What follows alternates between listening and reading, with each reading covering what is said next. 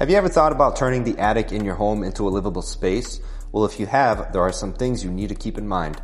Building code typically requires that you have at least 7 feet of ceiling height across more than 50% of a room for it to count as habitable living space. Along with that, you would need at least one egress window, and you would also have to properly insulate all of the walls in this space. So if you have an attic like the one I'm in that clearly doesn't meet these requirements, does that mean you're out of luck? Well, no, not necessarily. You can still do some things about this. However, they are pretty invasive. One thing you can do is you can cut out an opening inside of this roof here and build what's called a dormer, which would cause a section of your roof to protrude out and give you that ceiling height that you need to meet those code requirements. But again, this is a very invasive strategy and can also be very expensive. So what if you don't want to do all that, but you have a nice attic space that you want to do something with? Well, not to worry. Just because it can't be a habitable living space doesn't mean you can't make good use of some extra room in your house. You can absolutely still renovate the space and insulate the walls, put up drywall, put up flooring,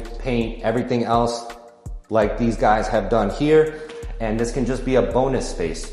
It doesn't technically add square footage to your house. It's not technically a bedroom or anything like that, but it's a nice little space to have where you can either store things or kids can play, or you can do whatever fits your needs for it.